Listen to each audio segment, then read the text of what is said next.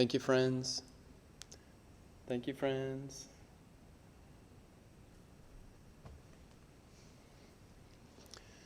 Thanks, everyone, for joining in.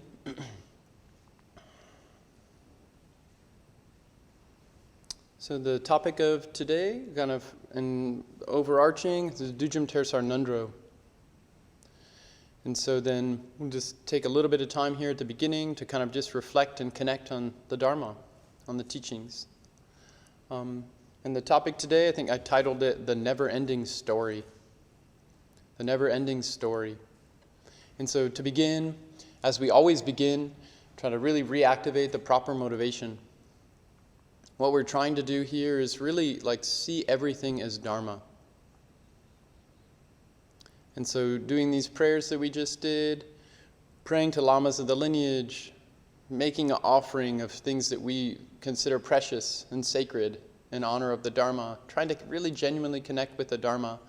We're trying to align ourselves or attune ourselves to really be able to see that the Dharma is everywhere and all the time, outside and inside. We're really trying to become receptive to just recognize the nature happening now. In everything happening with us, what we experience, what we think, what we feel, what's around us, this is all Dharma. Cause and effect, interdependence. We're kind of unavoidably always in the Dharma. The question is, how much do we really connect to that? How much do we really resonate with that or see according to how the nature is? So all these kind of preparatory things or trying to intentionally align or activate a certain motivation, they're so important in terms of the Buddha's teaching. Because just not being natural, not seeing clearly, that's the cause of all of our problems. All the suffering we go through, and we go through so much suffering. It's just not being natural.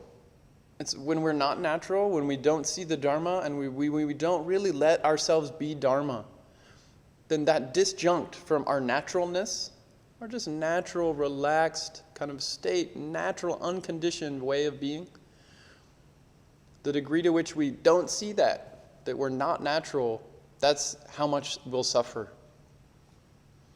So it's so important to really genuinely try to really activate this fresh motivation that's totally lined up with the Dharma. And these lineage masters, we have all these treasures that they've given us of how we can so easily line up with the Dharma, with our own nature, with each other. And the specific treasure I'm referring to here is how always these great masters, including Venerable Khenpo Rinpoche, they remind us to really become suitable vessels to recognize the Dharma, to be the Dharma. And that's these three things that they always point to at the beginning of every teaching or every time we study Dharma, every time we practice, is to activate our motivation, known as renunciation, Bodhichitta, and pure perception. Renunciation is often talked about by Venerable Khenpo Tsewang Dongyal Rinpoche as joy and appreciation, gratitude, gratefulness, a sense of awe and wonder.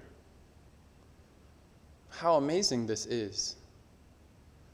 To really activate that preciousness, the kind of precious, fresh vision. Wow, how amazing it is to breathe now. To have the time to just relax and kind of reflect on the Dharma, to try to connect to the Dharma, to activate our motivation of love and compassion for all beings. How amazing this opportunity is. This is all renunciation. We're renouncing our closed-mindedness. We're renouncing all of our unnecessary tightness. We're renouncing all the ways that we keep hitting ourselves against our own walls. We're letting that go for a little bit of time, and we're just relax, enjoy the nature. Relax at ease, and just be in awe of the beautiful things we have, these simple things around, inside of us, right around us, our family and friends, that we have food in our bellies, that we're not dying right now. And we have so many luxuries, so many freedoms, right? So really that joy and appreciation or renunciation, we're just activating that. And then secondly, bodhicitta, the heart-mind of awakening, of enlightenment. This fresh, deep, kind of tender-hearted, kind of strength and courageous vision. Every single being, our own nature is utterly happy already. And if we don't see this, we suffer so much. And so for all the beings suffering, wondering, trying to get out of our suffering, we have compassion. I want to help them. I want to help myself get out of this cycle, this kind of endless cycle of suffering. I want to help all beings do the same thing. So by this activity, reflecting on the Dharma, connecting with the Dharma, and practice the Dharma, may this become a secondary condition, principal secondary condition for every single being to awaken from the nightmare of suffering, to completely eliminate the causes of suffering. And then thirdly, pure perception. These three Vajras, trying to directly experience right now the pure body, pure speech, pure mind. How is my kind of body when I'm not unnecessarily tight and tense and shut down and locked up? How's my speech, my energy, my wind, the circulation, kind of this vibrancy of life? How is it when I can just let it free flow? Just breathe and let it come in, let it go out, let it pause, let it refresh. What's energy like when I just really kind of connect and like really am in touch with kind of this energy, this breathing, the breath, the air of life? Pure speech, pure mind. What's my mind like when I'm not always kind of caught in trying to either kind of like grab something that's not there, push away something that's there, or just constantly trying to change what's happening instead of just being with what's happening? It's already Dharma. My mind's Dharma, my heart's Dharma, your mind's Dharma, your heart's Dharma, the nature's Dharma, environment's Dharma, beings around are Dharma. And so they're all Dharma. How can it not be natural? So in that three Vajra view, it can't not be natural. It's always all natural. It's always pure body, pure speech, pure mind. There's so many teachings on this. We just take a moment to really try to freshly kind of reactivate this, at least for this short period of time together, where we reflect on this, where the circumstances are very supportive for this to happen a little more easily. We're not under immediate stress, immediate pressure. We have a little window to just activate gratitude. Genuinely have a tender heart connected to all beings. May all beings be free of suffering and the causes of suffering. In this natural condition of everything, it's already beautiful. It's already wonderful. Everything is already in its right place. It's just naturally flowing as part of a system. And just relax in that for a few moments. Activate these three motivations.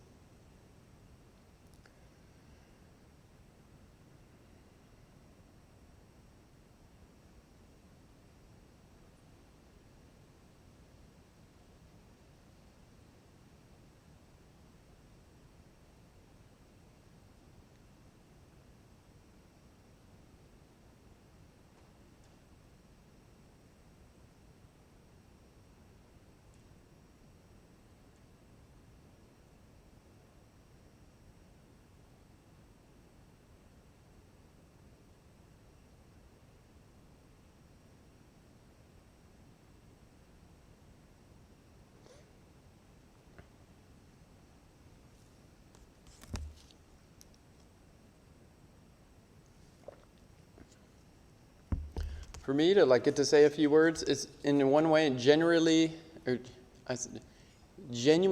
exhilarating and genuinely embarrassing. It's definitely both. What's going to happen?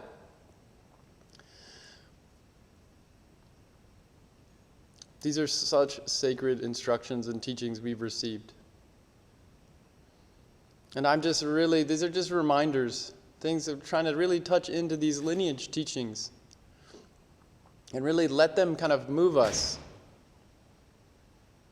Really be moved by them. But I'm really just largely reminding myself. And it's good. It's an interesting phenomenon that can happen. The more we hear these teachings, the more we know cognitively, conceptually, what we're supposed to do. There's what we should do from what we know as Dharma people, and what we do, how we actually behave. how our mind actually is. And it's an interesting thing that can happen. The more that we receive these teachings, there can begin to be a gap between what we know and how we are. And that gap can grow if we just hear the teaching, but we don't really put much energy or effort into actually trying to apply it and actually be it, become it. And that gap can become very painful. This is generally called hypocrisy,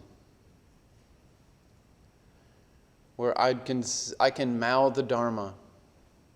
I can talk about this three wisdoms and the four mind turnings and three Vajra states, and these beautiful, sacred, profound teachings. But how much am I actually applying them in my life? How much of the time is my mind really turned towards the Dharma? Because that's a beautiful power of one's own mind.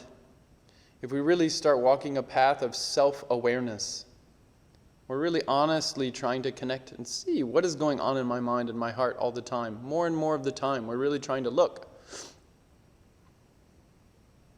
Then we kind of have this front row seat, insider information, with this private, very privileged knowledge of how my mind actually is, compared with what I say and what I do.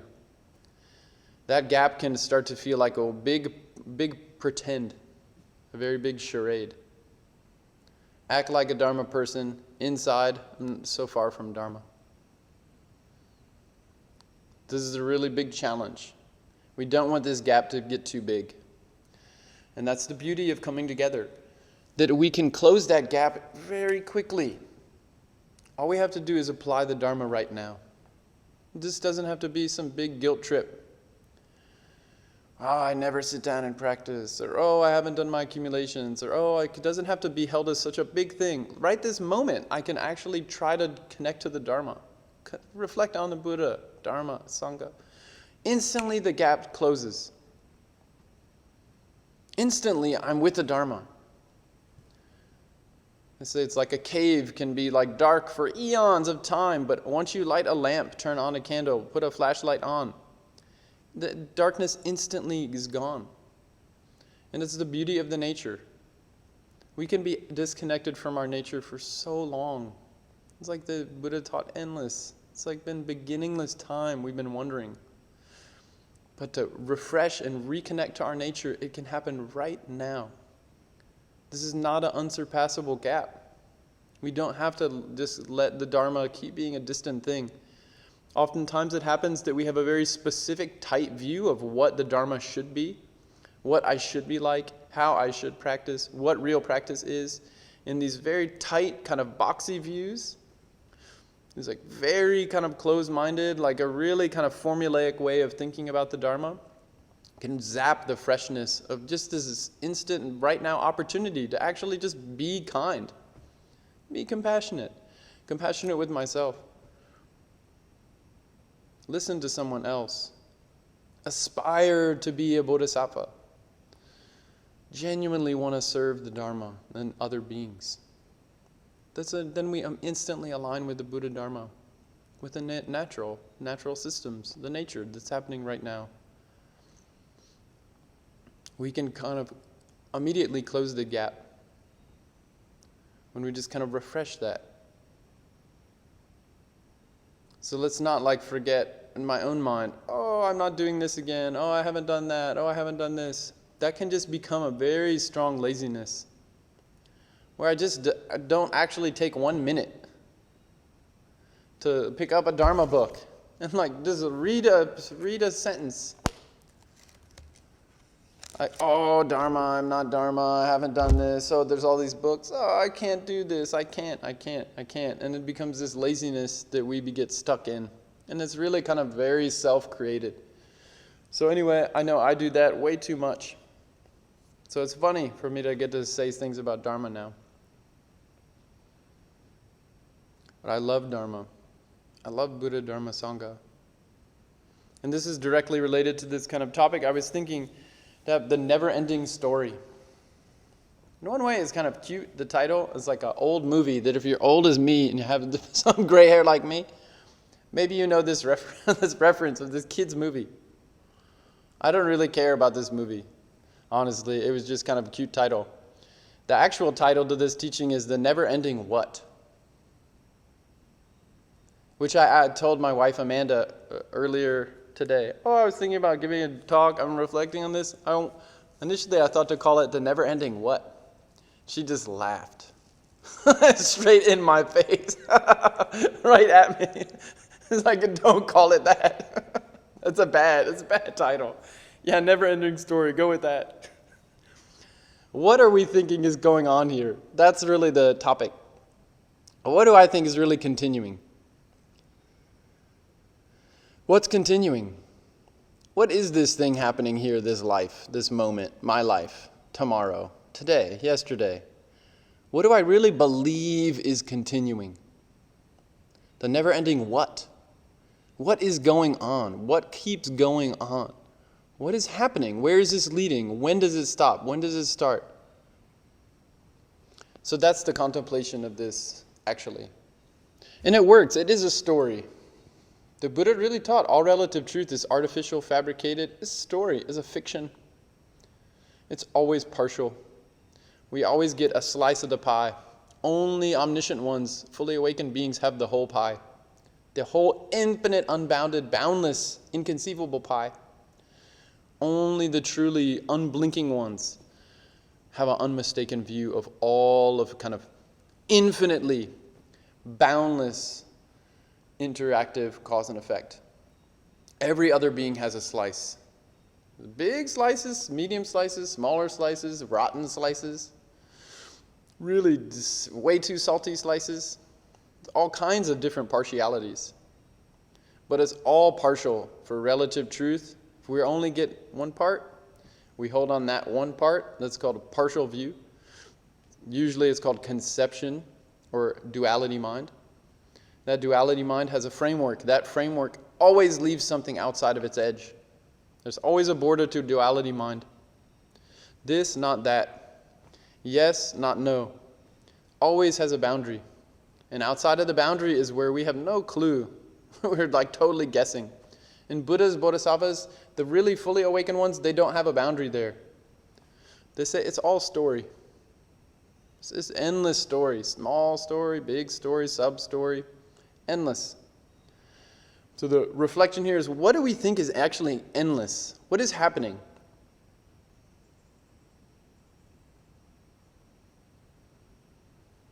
And to just be kind of a little more straight up about this, I know a lot of people, and myself too, things get too much for me.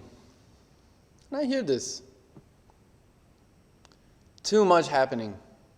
There's too much going on. I can't take it. Too much news, too much information, too many bad things, too much juggling, too many responsibilities, too much pressure, too many bills, too many subscriptions, too many choices, too much. Overwhelm. This is more and more, I hear about this more and more. I can relate to this, sympathize with this more and more. But in general, this kind of experience, from my own just reflection, I'm not saying I'm not out of it, I'm in that. In my reflection, this kind of experience is what's going on here, what's continuous, a bunch of crap. Samsara. This is all just samsara. Too much. Bad. And if we use that view well, we can do a lot of work. We can really get out of samsara. We can become liberated. Right? The 4 mind turnings, one of them is recognizing suffering for suffering. The nature of samsara. The nature of grasping conditioned existence is suffering, dissatisfaction, fundamentally uncertain. It's disturbing. It's very disquieting. It's fundamentally uneasy. It's restless. It's really just relentlessly anxious. That's the nature of this graspy mind. So if we can use that recognition, that view, it's a partial vision, relative view, to actually, what's non-graspy mind like? What's it like to not grab it? What's it like to not try to push something away? To not try to unrealistically hold on to something when it's leaving. What's that like? This is freedom. Buddhism calls it nirvana. Or we could say more colloquially, secularly, natural.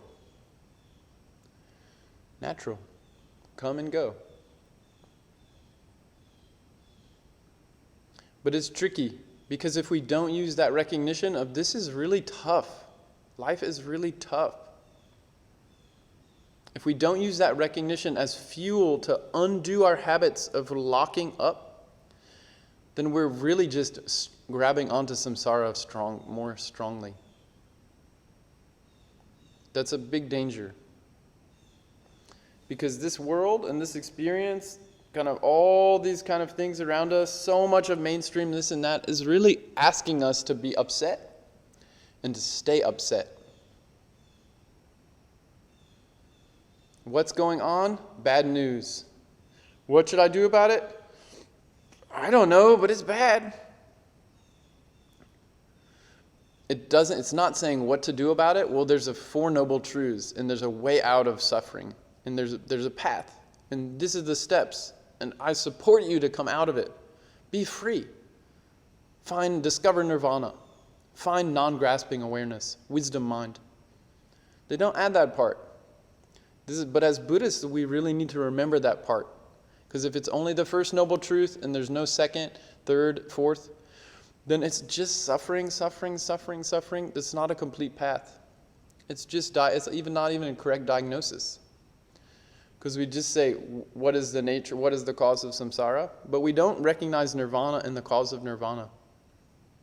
And that's very problematic. Because it's just everything's gonna just suck.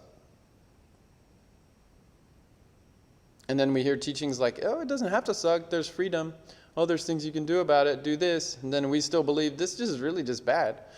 Then there's all these paths and we learn these things, but we're not doing them. Then the gap increases, then we feel worse, then we feel guilty, put all that stuff on.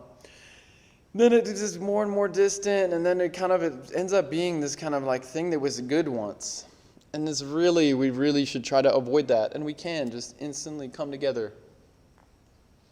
Be together, reflect on the Dharma a little bit, sink into our practice a little bit, ease up ourselves a little bit, shake it up a little bit, go for a walk, call a friend you haven't talked with, ask for help if you need it, write a letter to your teacher, just connect.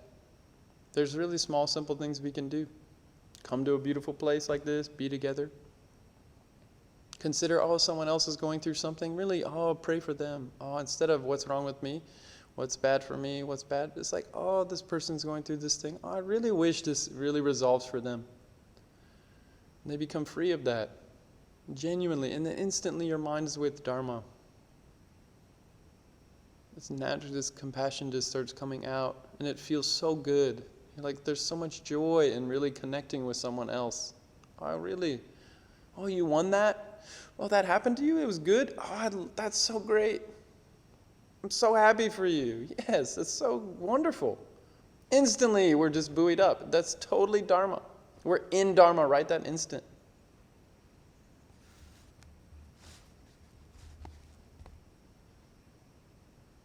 And I'm really practical about these things in one way.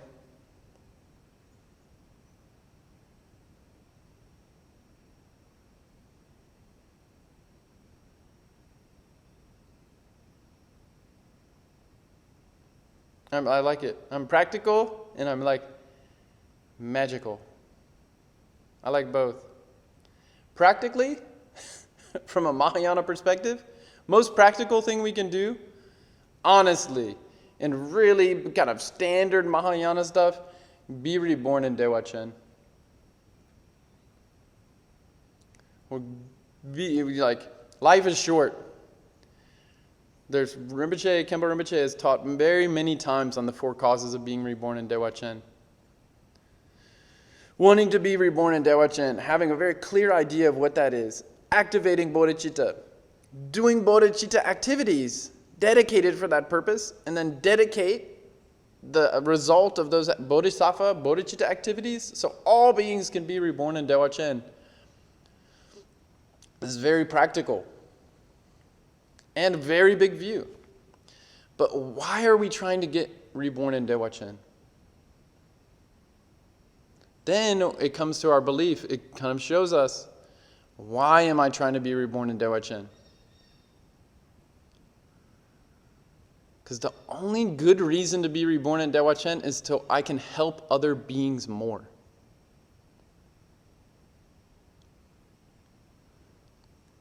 That's the only really good Mahayana reason. This is suffering. Samsara mind is suffering. All the challenges happening, they're definitely suffering. And I want to put myself practically in conditions that make it most easy for my bodhicitta to really shine on bright and steady. And Dewachen is the easy Pure Land to be reborn into, where all the conditions are going to support that. They're going to support that bodhicitta to stay on. And then that's what the teachings say. I believe the Buddha's teachings. Then you go through the bhumis, the bodhisattva levels so much more quickly. Purify all these negativities, activate all these positive qualities, totally intermingle with all the blessings of the noble ones, where they're always 100% aligned with Dharma. They're helping us be 100% aligned with Dharma, the natural system happening inside, outside, all around, all the time. We do that, boom, through Bhumi 1, Bhumi 2, Bhumi 3, Bhumi 4. Why, though? But why? What is never ending? Because a reason to go to Dewachen just to get out of suffering is not the right reason. Because this is where interesting you get into Mahayana logic beyond logic. And you get into all these very big view kind of like understandings. Like, for example, time. In Dewachen, time goes by so much, like here, the time kind of a gap between human experience and Dewachen experience. Venerable Khenpo Tsewang Dongyal Rinpoche, he said something like this, about 1 day in Dewachen, 1 day in that Pure Land of Amitabha, is as long, the same in human level and human scale. It's like the entire fortunate eon for humans. All the 1,000 Buddhas that are going to come in the human vision experience is like 1 day in Dewachen. Time is flexible. But the Buddha Shakyamuni also taught that this time in our world system, this is of all the eons, in all the different phases that universes go through, being born, expanding, staying, contracting, dissolving, space. Of all these different world systems that have come and gone for countless time, into countless endless future, right now is one of the best times in all of them to actually become enlightened. So that's interesting. We spend 1 day in Dewachen, and if we don't do it well, we're going to miss the most ripe time to serve all beings, to be awakened. Because that 1 day in Dewachen, all of a sudden, all the 1,000 Buddhas came in our human realm, and we missed it. Why? Because we didn't have the right view. What we thought was continuing, we thought it was just bad things continuing. Suffering, and I have to escape it. We really need to do this as Mahayana people. Buddha, like that's so central to the view, is Buddha nature. We have this fundamental goodness. Every being does. That is what's continuing more deeply. Wisdom mind is what's continuing. Duality mind is flicks on and off, on, off, on, off, on, off all the time. It's like just like a very quick light that it's always on, off, on, off, on, off, and it does it so quickly like a flashing fluorescent bulb that it does it so fast that it seems continuous, but it's not. It's just a really apparition. But if our view gets a little kind of like shut down, we're not as clear, then it seems continuous that duality and all this suffering is just this steady stream of everything happening. But actually what's continuous is the Buddha nature.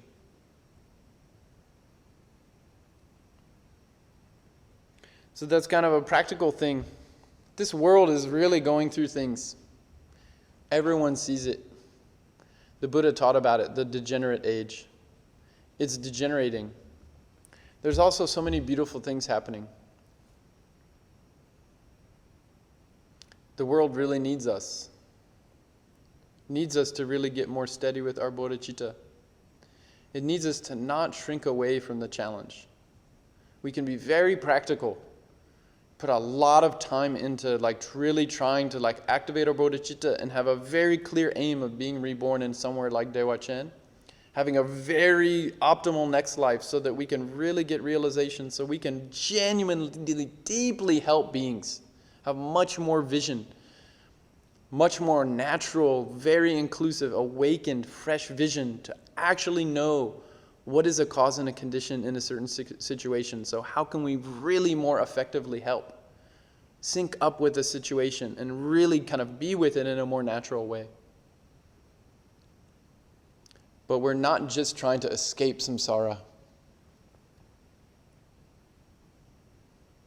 Or we're not just, even worse, trying to get just a really good position in samsara. More famous, more wealthy, more people talking about me, whatever, more all those things, the 8 worldly concerns, which we know about, which they're just so fundamentally in that sticky mind, has all those sticky things that constantly getting hung up on. It's just how it is. It's how that sticky mind is. Sticky duality mind, always grabbing. So we really need to kind of self-monitor. Oh, what am I doing here? Am I really just trying to get a bigger position in samsara right now? And then that's worldly motivation. Then the bodhisattva, or the so-called foundational motivation, self-liberation. Am I really just trying to get out of the stress of all this so I can be free? Genuinely out, out of samsara. Actually achieve nirvana, freedom, cessation of all the suffering and the causes of suffering. That's a good, deep motivation. That's a liberation. But all beings, we're all stuck in these habit cycles. Me, me, me, me, me. All of us are stuck in that, wandering drowa beings. And anyone stuck in that, what can I do to really most carefully, full of care, genuinely help serve beings, serve the Dharma, to help beings come out of this unrealistic, unnatural, very partial, distorted view of experience. A distorted understanding of what's continuing. Because fundamentally, all these views, the worldly motivation, foundational motivation, the bodhicitta motivation or bodhisattva motivation, all of them are endless. The cycle keeps going around and around.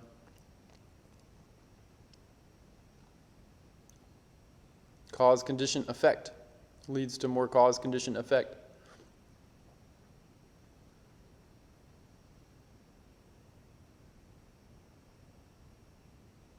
But typically, in the more worldly way, I know, and I definitely have that personal experience, and I definitely know people, this is too much. I just want it to stop. And then there's different ways of trying to go about not dealing with experience. There's a lot of you can run it, you can run away, you can fight it, you can numb out to it. But what basically fundamentally we're I don't want to have to show up for this. Escape. There's no escape hatch. There's just not. Not the worldly view, not the so-called Hinayana foundational view, not the Bodhisattva view, not the Tantra view. There's no end. It really is never ending. And that is just, even as a conceptualization, as a belief, that makes a very significant difference with how we are in our lives. Nowadays, big time, belief has a very bad rap. Oh, I'm just a believer. What's it actually, your lived experience? Not what do you believe, what's your life like, The challenge is that our lived experience always filters through beliefs. Always. As samsaric beings. It's called conception. It always is going through duality mind, some duality portal, some partial vision, some view, tawa. Always is going through a view. That's a belief. Even all the 9 yanas, all the first 8 yanas, they're all filled with beliefs. Conceptualization, conceptual mind, duality mind. It's only Ati Yoga, Dzogchen, or Mahamudra, the highest 9th yana, is it no belief. It's just direct experience all the time. It's not filtered with anything that's distorting. But up into that, it all depends on beliefs, views, conceptual views. And there's better conceptual views, and there's worse conceptual views. And the 9 yanas very clearly teach this. The 9th yana is better than the 9th yana view is more direct, complete, and detailed than the 7th yana. 100% the teachings teach that. The 7th yana is more direct, complete, and detailed than the 6th. There's totally a directionality of views in Nyingma Buddhism.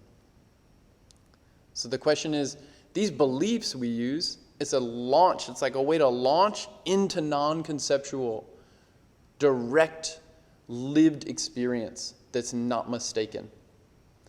But different beliefs help us launch more thoroughly, more fully, more energetically. So we need to kind of acknowledge that. That's why there's study and practice. Study is conceptual belief. Practice is non-conceptual wisdom. Study, reflection, meditation. Study, contemplation, meditation. There's always these 3 wisdoms. We need to do this, the hearing study part and the contemplation part. If we don't do those part and we just sit down and try to meditate, what we're going to do is we're going to just be meditating on our beliefs and believe we don't have beliefs. And it's going to really self-destruct. It doesn't work well. I'm enlightened, I'm enlightened, I'm enlightened. So all these beliefs, I want freedom, I don't want freedom. Is who's the I? Where's the freedom? How do you get there? It's all beliefs. So we should be really clear about that, because the belief that something's continuing and what is it? There's a bad thing continuing and I need to get away from it, versus there's this goodness happening and I can just be it. These are very different beliefs. There's a problem here that I have to just stop, versus there's this amazing, wonderful, infinitely creative, natural energy, system, cognition, awareness. It's happening, Buddha nature. And even just to have that belief, all of a sudden that orients our lived experience fundamentally differently. So there's a lot of value in holding these certain kinds of beliefs. So what's continuing? To believe there's Buddha nature and it's continuing. Freedom's possible. What's the path? There's a path. That's a belief. How do I do that? What are the qualities of achieving that? I have all these books here, and there's all these quotes I pulled out from all these books, and just kind of not getting to them. But they're all kind of talking about this. What is it like this continuous point? Continuous awareness. What is a Buddha nature like? What is Bodhichitta like?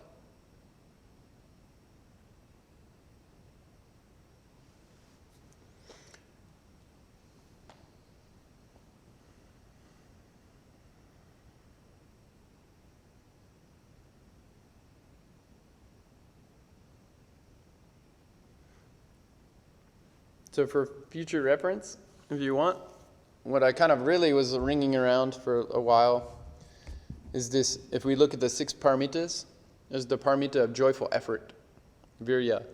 Then it's subdivided into 3. And this is in Words of My Perfect Teacher by Patrul Rinpoche, the great famous book, Words of My Perfect Teacher. And it subdivides this diligence or joyful effort into armor-like diligence, diligence and action, and diligence that cannot be stopped. Then Venerable Khenpo Rinpoche is in the Ceaseless Echoes of the Great Silence. They have a similar thing where they go through these same subdivisions of joyful effort. And they call these 3 subdivisions unflinching courage, insatiable effort, unceasing effort. And so in the midst of like really stress and challenge and difficulty of life, which is definitely there, degenerate age is happening, it's very strong being in so many things where there's so many moving factors and it's getting more and more complex. How to have an energy that like really wants to respond and like really deeply keep engaging. I want to serve beings, I want to serve the teachings. Instead of, this is too much, stop, I'm out. Even if practically it's like, I'm trying to get to Dewachen so I can come back really soon to totally be born as a little baby and like plugged into the AI current and like, yeah, you get to like full on be a bodhisattva with all this crazy AI everything. Because that's much more of a bodhisattva view. I've heard that. I've thought that too myself. You know, all this AI stuff, artificial intelligence. I'm glad I won't be around to deal with that. I really hope I get to be born in Dewachen so I can come back right to the human realm, right on this planet. So I can be right in the middle of this. Because this is the best time for awakening of as many beings as possible in so many situations. And now we have this very complex, who knows what's going to happen, AI factor.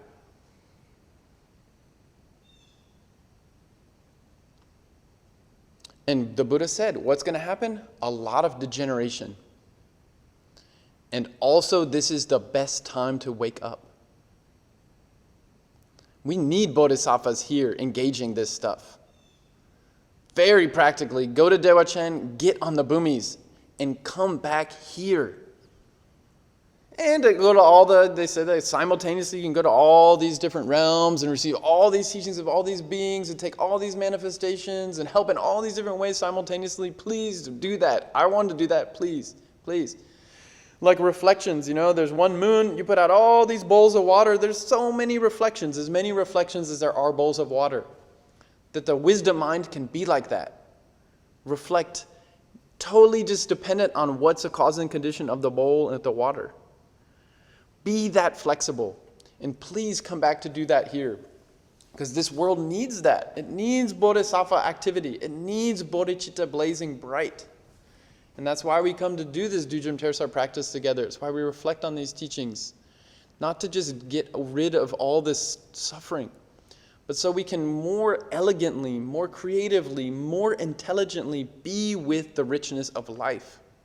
In its suffering, and its tragedy, and its horror, and also its beauty, and just tender, like amazing connections. Like just heart-opening, like just the wonder of how much beauty is here. All these small little ways that everyone's so amazing and incredible. To really just savor that together. And it's both. And it's always both. And it's heartbreaking and it's just heart-opening. And to look at these noble ones that are around, that are living and breathing here, that really have accomplished this vision and view, and to be in their presence and to learn from them, and to receive their feedback and guidance, their advice, and to try our best to put it into action, and to try our best to turn on bodhicitta again, to come together as a Sangha, to do this again and again, so that we can be more effective at like really showing up for each other, showing up for our own selves, activating this like Buddha nature right now. This is the never-ending story. It's going to be never-ending. It can either be a never-ending nightmare, or it can be a never-ending beautiful story, or it can be this Vajrayana view, which we haven't really mentioned much. Gyu, continuity, tantra. This isn't a story anymore.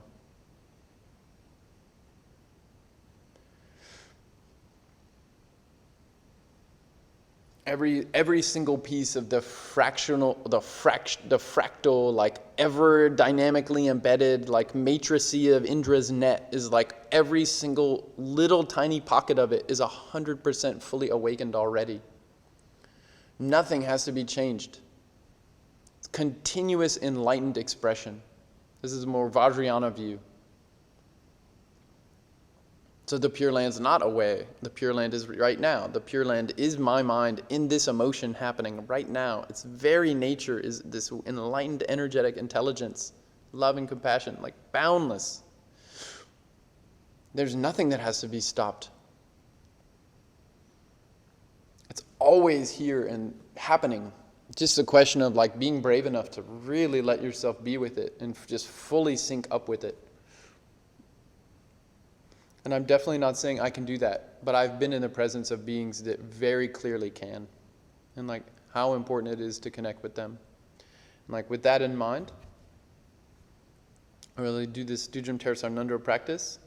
And as a final statement to this, which I thought was helpful, it's helpful for me to reflect on this. We all want simplicity. So this is the final summary.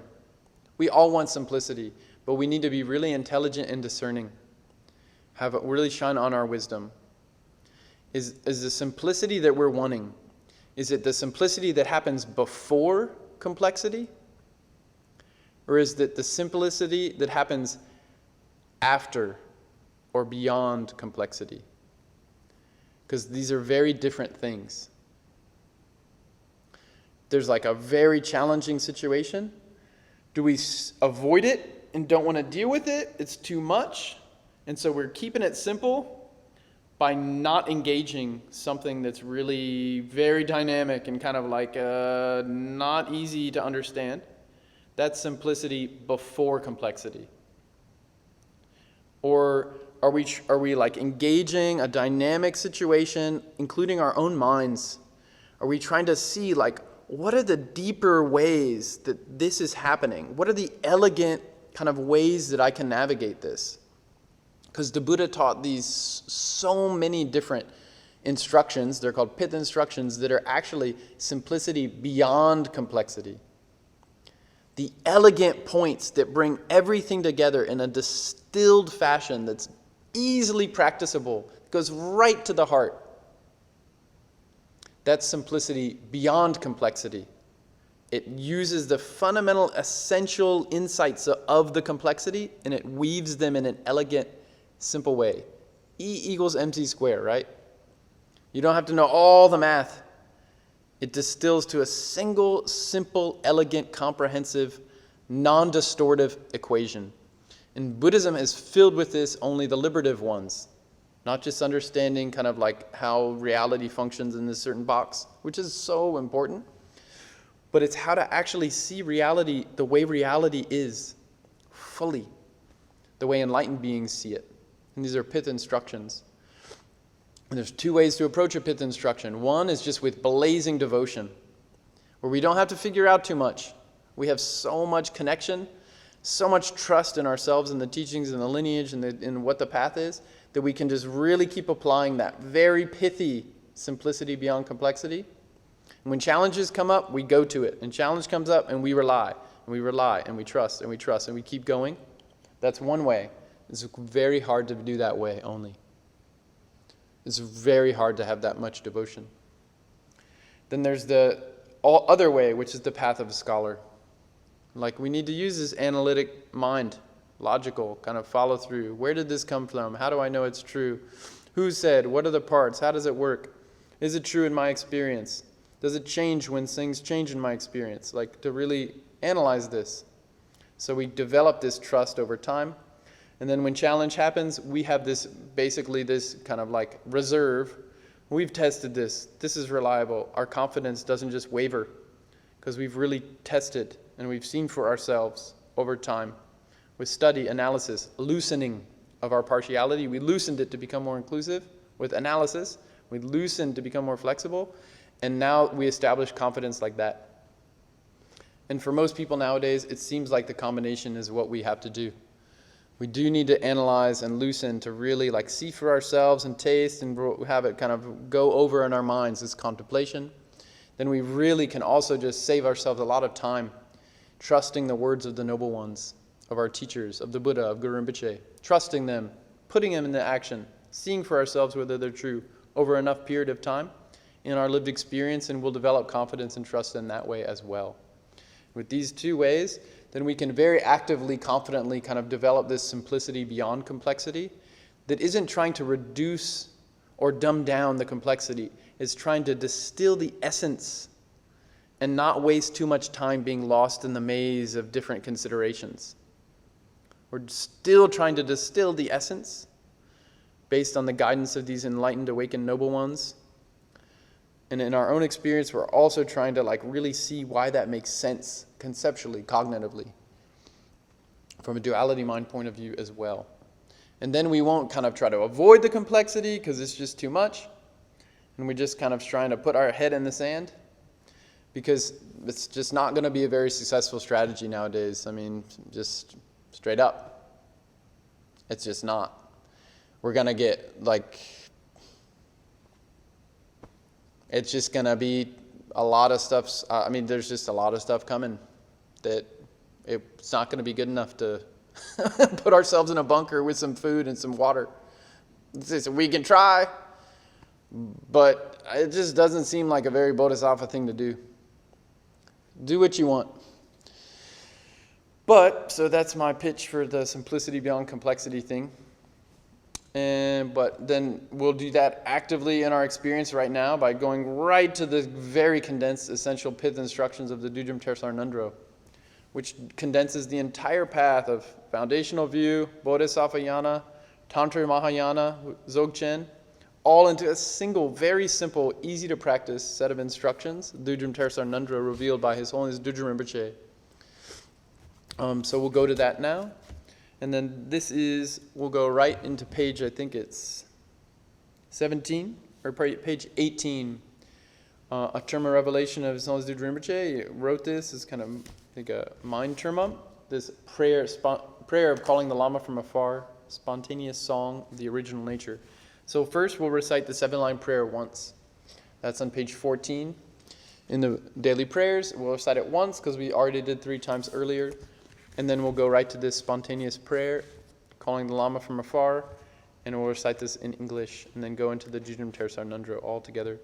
So thanks so much, friends. Really heartfelt. Thanks. Great. Appreciate the time. Thanks. Yeah. Bodhichitta on.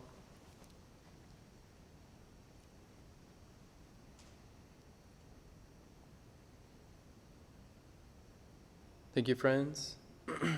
Thank you so much. Dharma family, thank you. Thank you. If you have 2 more minutes, I have a summary thing to read. This has been something that I've really cherished for so long. This comes from this book by Dzogchen Rinpoche, Not for Happiness.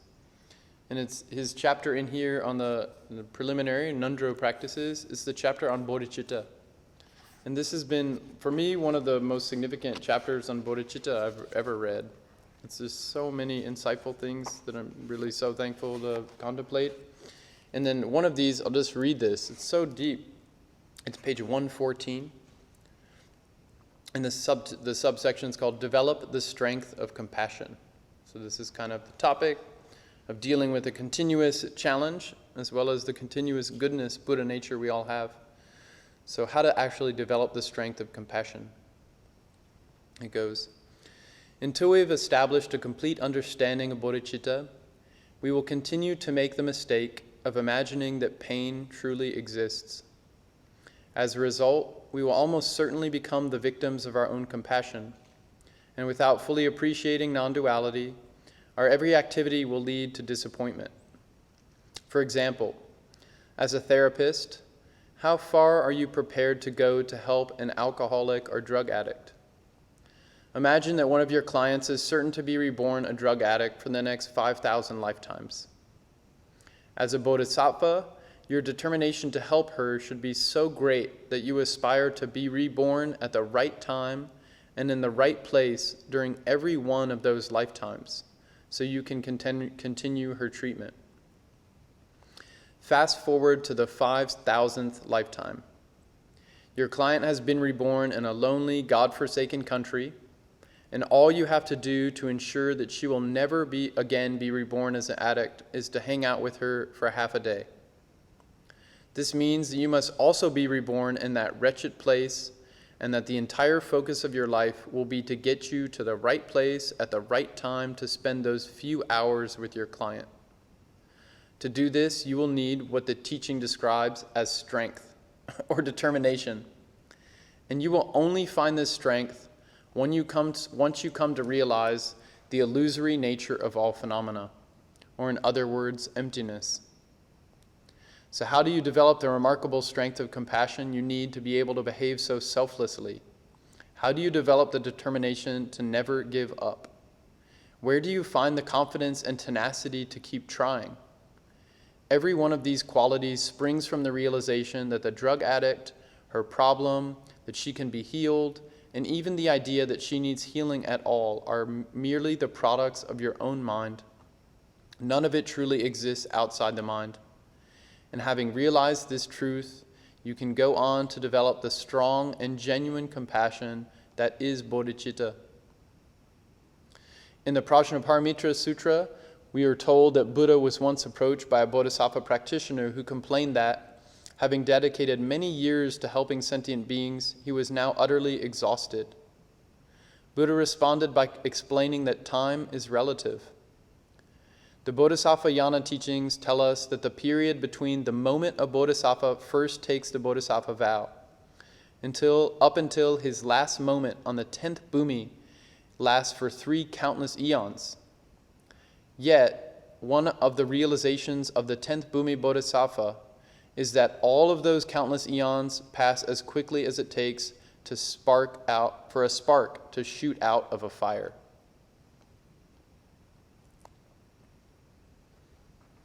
So this is just also pointing towards absolute bodhicitta, that we have to really recognize that to the flexibility of our mind, of our awareness, of experience, and that really, like, in order to keep again and again showing up for our lives, showing up for each other, showing up for the Dharma, and to have that resolve to keep doing this till all beings are free, that we really need to have this absolute, to grow this absolute, like dream-like absolute bodhicitta too. That's so vitally important. And I say that for myself so much.